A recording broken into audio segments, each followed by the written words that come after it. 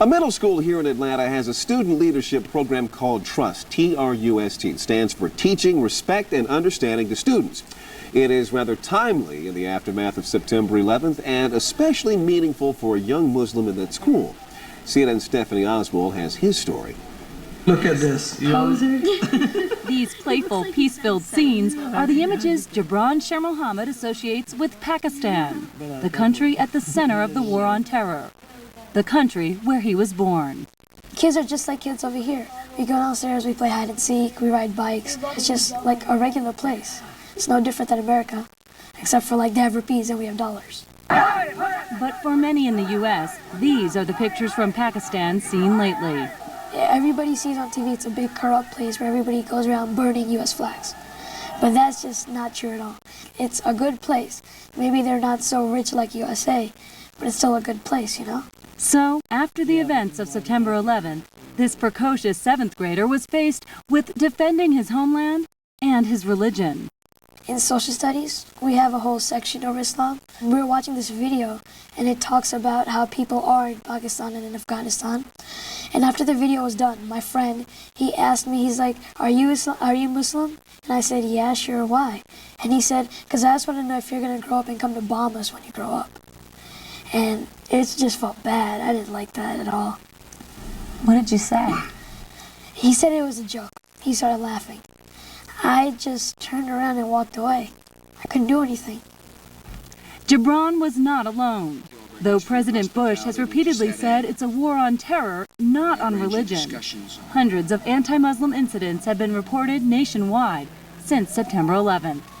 Jibran decided to combat persecution with patriotism when his school was looking for ways to raise money for the victims of the terrorist attacks. This community spirit has helped earn Jibran a special honor in his school. The 13-year-old is one of 25 kids chosen by teachers for a student leadership group called the TRUST team. TRUST stands for Teaching Respect and Understanding to Students and Teachers. Its focus is diversity. The school invested $6,000 and worked with the National Anti-Defamation League to create a plan during the summer vacation. So me and my friends thought of the idea, what if we had separate American flag pieces that go up with people's name on them, and it makes a big flag. Nearly 2,000 red, white, and blue pieces were sold for $3 each. Their goal, to raise $4,000. The fundraising effort galvanized the community. It was amazing, the reaction of everybody. I didn't know that we could come together this much and be this enthusiastic. The final result, more than twice their goal. We really appreciate it. You did a great, fantastic job. Thank you.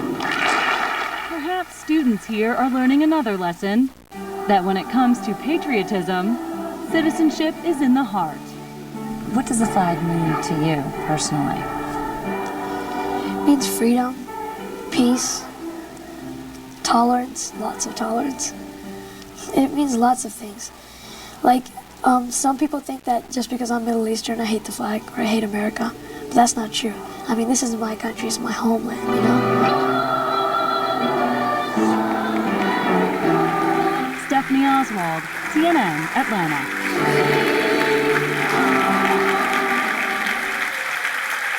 Thank you.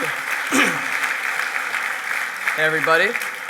So my name is Jibran Shermohammed. I know it's tough to recognize me without my signature spiky hair. Had to get rid of that look. And so I'm a member of Atlanta's Glass Leadership Institute, and I'm here to share with you a little bit about my story.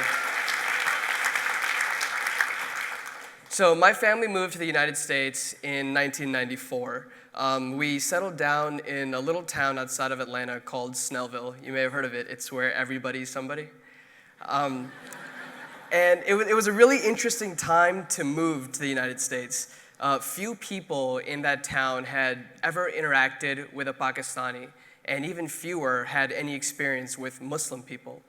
But it was great, because my family was able to set the table on the discussion. We didn't enter conversations with preconceived notions about what we believed or where we came from.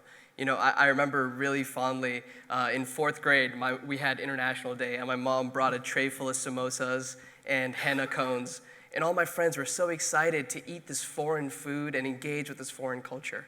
I felt like I was experiencing genuine curiosity. It helped me develop a real confidence in being American and being Muslim. But a lot changed in 2001. It seemed like I was still being faced with questions about being Pakistani, being Muslim, being an immigrant, but those questions didn't feel like they came from the same place of curiosity. It felt like it was coming from a place of suspicion. It was less questions, more accusations. That's what led to the video we saw earlier today. But what the video didn't cover was how big of a role ADL really played in my life at that time. You know, I'm a vulnerable 12-year-old or 13-year-old dealing with all these deep questions. But the week before, September 11th, the week before those attacks occurred, the World of a Difference Institute, which is one of the ADL programs, started peer training at my middle school.